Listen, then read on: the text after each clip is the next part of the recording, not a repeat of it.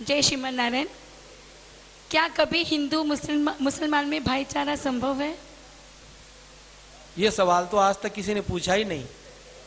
वापस बोलिए, एक बार और बोलिए। क्या हिंदू और मुस्लिम में भाईचारा संभव है? विराजी, हमें तो घोट घोट कर ये पढ़ाया जाता है हिंदू मुस्लिम भाई भाई, हिंदू मुस्लिम भाई भाई। स्कूलों में पढ़ाया जाता है क्या? हिंदू मुस्लिम भाई भाई। लेकिन किसी मदरसे में ये नहीं पढ़ाया जाता। अच्छा, आपने ये जो नारा है हिंदू मुस्लिम भाई भाई, ये हिंदुओं के मुंह से ही सुना होगा, किसी मुसलमान के मुख से आज तक सुना नहीं। क्यों नहीं सुना? अब उसका मैं कारण बताऊंगा। क्योंकि ऐसा बोलना उसके लिए हराम है, वो बोल ही नहीं सकता, कानून विरुद्ध है उसके लिए। कभी आपने ये सुना ईसाई मुस्लिम भाई भाई, यहूदी मुस्लिम भाई भाई, चीनी मुस्लिम भाई भाई, जापानी मुस्लिम भाई भाई? नहीं सुना ना। हिंदुओं को सबसे बर्बाद और तबाह करने वाला कोई वाक्य है तो वो है हिंदू मुस्लिम भाई भाई। मैं मात्र 4 आयतें बोलूंगा, आप खुद समझ जाना, आप खुद समझ लो कि क्या कभी भाईचारा कभी हो सकता है, कभी संभव है।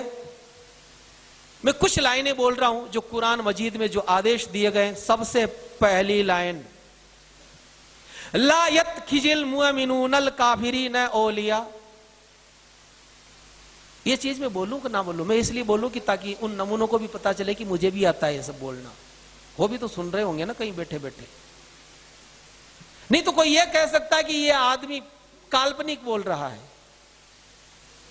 इसलिए मैं ये बिल्कुल बोल करके बता रहा हूं। हिंदी अर्थ, हे मोमिनो, यानी हे मुसलमानों, मोमिन के सिवा कभी किसी को दोस्त ना बनाना। समझ गए? भाईचारा। अगर कोई मुसलमान है तो ही उसको दोस्त बनाना। हे मोमिनो, मोमिन के सिवा कभी किसी को दोस्त मत बनाना। अगर बनाया, अब धमकी धमकी बिल्कुल हर आयत में धमकी मिलेगी। अगर किसी ने इस बात को नहीं माना तो उसका खुदा से कोई संबंध नहीं रहेगा। खुदा अपने गजब से सबको डराता है। ध्यान रखना, तुम्हें लौटकर खुदा के पास ही जाना है। मतलब वहां सजा मिलेगी अगर ऐसा नहीं, तुमने हमारी बात ना मानी हो। अब वो लिखते हैं कि क्यों नहीं करना, तो सूरा नंबर 4 की आयत नंबर 89 में वो कहते हैं काफिरों से इसलिए मित्रता नहीं करना क्योंकि काफिर तो ये चाहते हैं कि तुम भी काफिर हो जाओ, वो तुम्हें बिगाड़ देंगे। मतलब हम बिगाड़ने के लिए पैदा हुए हैं उस नमूनों को, या हम दुर्गुण छुड़ाने के लिए हुए हैं? ना ना, तुम गंदगी में पड़े रहो, हम तो डूबे सनम, तुम्हें भी ले डूबेंगे। आगे वो कहते हैं सूरा 9 की आयत नंबर 23 बिल्कुल स्पष्ट वो कहते हैं, ए ईमान वालों। और इतनी खतरनाक बात लिखी है कि सुनकर आप सोच नहीं सकते कि ऐसा भी कोई लिख सकता है क्या। ए ईमान वालों, अगर तुम्हारे मां बाप भाई बहन परिवार का कोई भी व्यक्ति अगर काफिर हो जाए, इस्लाम को ना माने, तो तुम उससे भी अपने संबंध तोड़ लो। वो भी तुम्हारा अपना नहीं है, बाप भी तुम्हारा नहीं अगर वो इस्लाम को ना माने तो। कुरान में तो ये चीज थोड़ी सॉफ्ट लिखी है, लेकिन यही बात बाइबल में लिखी है, बिल्कुल ये की है। बाइबल में और कठोरता से लिखी है। वहां लिखा गया है तुम्हारा बाप भाई परिवार कोई भी सगा संबंधी अगर ईसाई मत स्वीकार ना करे तो पहले तुम अपने हाथों से उसको मारोगे और फिर दूसरे ईसाइयों को सौंपोगे मारने को, चाहे कितना ही अपना क्यों ना। आगे वो कहते हैं, अब भाईचारा कहां? भाईचारा भी है वैसे, भाईचारे की बात भी है एक जगह। वो है सूरा नंबर 49 49 नंबर में 9 और 10 नंबर की आयत में। वो कहते हैं अगर मोमिनों के 2 गुट आपस में लड़ ले, मुसलमानों के 2 फिरके आपस में अगर लड़ ले तो उनको लड़ने मत देना, उनमें सुलह करवा देना, समझौता करवा देना। भाईचारा है लेकिन केवल मुसलमान से भाईचारा है। और आगे वो लिखते हैं वो मैंने आपको बता ही दिया। नहीं कि तुम काफिरों को ज्यादा देर तक कैद रखो, ज्यादा देर नहीं रखना, उसको अनाज नहीं खिलाना, उसका तुरंत कत्ल करके गर्दन उड़ा करके उसका खून बहा करके जमीन में गाड़ देना। तो जिंदा रहने तक का अधिकार नहीं है किसी को। जो लोग इस्लाम में भाईचारा ढूंढते हैं, जिस प्रकार भैंस के गोबर में सुगंध कभी आ नहीं सकती, जैसे कभी पश्चिम में सूरज नहीं निकल सकता, जैसे नदियां के दोनों धाराएं कभी मिल नहीं सकती, हिंदू इस मुसलमान का भाईचारा क्या, मुसलमान से दुनिया में किसी का भाईचारा नहीं हो सकता।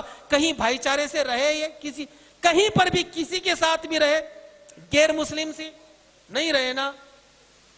अगर आपको भाईचारे का ज्यादा शौक है, आप उनसे भाईचारे की बात करो, आप उनको भाई मानेंगे, वो आपको चारे की तरह चरते रहेंगे। अगर भाईचारा करने की ज्यादा फैशन है, अरे तो आपस में भाईचारा करो। भाईचारा ब्राह्मण क्षत्रिय वैश्य शूद्र, क्यों ना आपस में हम भाईचारा करें। वहां भाईचारा कभी नहीं हो सकता। सावधानी ही सुरक्षा है। ये जाति जहां गई, पर्सिया में मात्र 4000 मुसलमानों को उन्होंने शरण दे दी थी और पूरा पर्सिया खत्म कर दिया गया। पारसियों को निकाला, बेचारे यहां जान बचा के भाग के आए। ये लोग जहां गए वहां की कौम को इन्होंने नष्ट किया। तो हिंदुस्तान को ही खत्म क्यों नहीं कर पाए? क्योंकि यहां संख्या ज्यादा थी, बड़ा देश था, लगे हुए अभी तक है। तो जय आपने फरमाया अगर काफिरों से ताल्लुक जरूरी भी है ना, तो बस इतना ही है जैसे लैट्रीन के अंदर जाना मजबूरी है। अहले ईमान न बनाए अपने दोस्त काफिरों को। और जब आप कुरान मजीद खोलेंगे और देखेंगे सूरह तौबा सूरह नंबर 9 आयत नंबर 5, उसमें बराबर यही लिखा है कि जहां भी आप काफिरों को पाओ वहां उनका कत्ल करो। जो तुम दोस्त बनाते हो ना काफिरों को दोस्त मत बनाओ। और दूसरे ही पैराग्राफ में उसमें लिखा था सूरह तौबा सूरह नंबर 9 आयत नंबर 5, उसमें लिखा है कि जब एहराम के महीने गुजर जाए उनको पकड़ो और उनको मारो। किसको? मुश्रिक, मतलब गैर मुस्लिम को जहां भी पाओ उनको कत्ल करो। इसी चीज के काफिरों से दोस्ती और मोहब्बत नहीं होंगी, वैसी दोस्ती और मोहब्बत और उल्फत जो मोमिनों से होना चाहिए।